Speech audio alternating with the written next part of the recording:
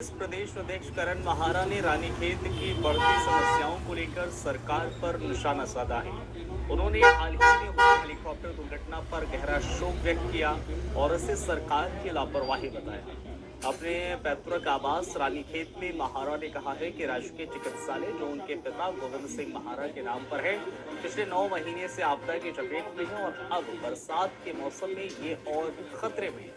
उन्होंने कहा है कि सरकार को रानीखेत की इन समस्याओं का तुरंत समाधान करना होगा। ये है कि पब्लिक को समझना पड़ेगा, अकेले किसी पॉलिटिकल पार्टी के लड़ने से किसी भी समस्या का समाधान होने वाला नहीं है। जब तक हम डेवलपमेंट पे, अपनी रोजमर्रा की परेशानियों पे बात नहीं करेंगे, तब तक कोई सॉल्यूशन नहीं निकल सकता। हम बीजेपी के ट्रैप में हैं। हमको हिंदू मुसलमान से ऊपर कोई दिख ही नहीं रहा। बच्चे बेरोजगार है, मरीज एम्बुलेंस में मर जा रहे कैंची के जाम में। लगातार क्वारा में 2-2 दिन 3-3 दिन का जो है पहाड़ गिर जाता है, फिर रास्ता बन जाता है। 3-4 जिले बिल्कुल इन्होंने खत्म कर दिए हैं। टूरिज्म के नाम पे हम खत्म हैं, व्यापार के नाम पे हम खत्म हैं। रही बात रानीखेत की, रानीखेत कई समस्याओं से जूझ रहा है। पानी की समस्या है।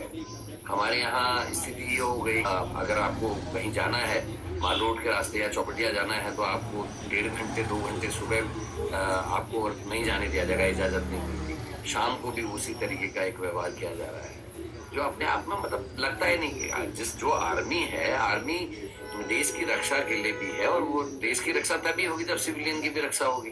वह देश में रहने वाले नागरिकों से देश बना है, और इस बात को अधिकारियों को समझना चाहिए। और आप अगर नागरिकों को ही परेशानी में डाल रहे हैं तो ये बहुत ही खतरनाक है। स्थानीय जो हमारे प्रतिनिधि हैं, ये उनकी भी जिम्मेदारी है, उन लोगों को इस बात को रखना चाहिए था। उन्होंने जो बड़े अधिकारी, उच्च अधिकारी, उनसे बातचीत इस विषय पे करनी चाहिए थी, पर मुझे लगता नहीं कि कुछ ऐसा हो पा रहा है। मैं जब विधायक था उस समय भी माल रोड बंद किया गया था, हमने 1 दिन में खुलवाया।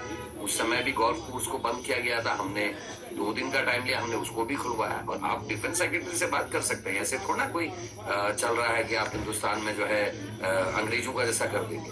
दूसरा, यहाँ अस्पताल के हाल, दीवार को गिरे हुए बहुत टाइम हो गया, अस्पताल की बिल्डिंग को खतरा है। और दूसरी बरसात आ गई है, अभी तक कोई बजट एलोकेट नहीं हुआ, काम शुरू नहीं हो पा रहा। क्या हो, कह रहा किस चीज पे? मैं देखता हूँ लोगों की पोस्ट, हिंदू मुसलमान, मस्जिद, मजार, लव जिहाद, थूक जिहाद, इससे ऊपर उठ के नहीं देख रहे। क्या होगा? झाड़ू में लोगों को कोयला नहीं मिलता, पहले से कोयला मिलता था।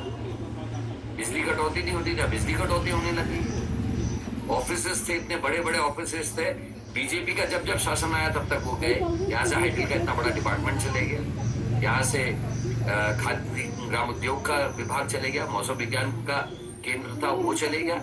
और आज फिर बीजेपी के लोग यहाँ शासन में है, सत्ता में है। आज फिर रानीखेत के संग जो है अन्याय हो रहा है। किस चीज पर रोए? पानी पर रोए, आने जाने की रोक पर रोए, क्या अस्पताल की दुर्दशा पर रोए? रेफर सेंटर हो गया रानीखेत का अस्पताल, कैसे से रेफर करके यहाँ भेजते, यहाँ से रेफर करके अल्मोड़ा भेजते रहे। कुछ है ही नहीं, बिल्डिंग की देखभाल नहीं। बड़ी बनाई गोविंद सिंह मेहरा अस्पताल की बिल्डिंग की छत में 6 ड्रिल कर दिए गए।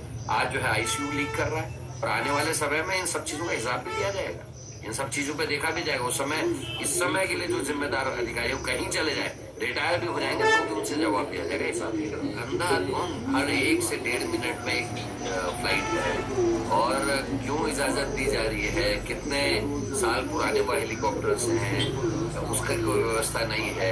और एयर ट्रैफिक कंट्रोल जो होता है, उसके लिए कोई व्यवस्था वहाँ नहीं है। और वैसे भी पहाड़ के लिए पर्यावरण में बहुत ज्यादा हेलीकॉप्टर्स का आना जाना वहाँ ठीक नहीं समझते। 21 जून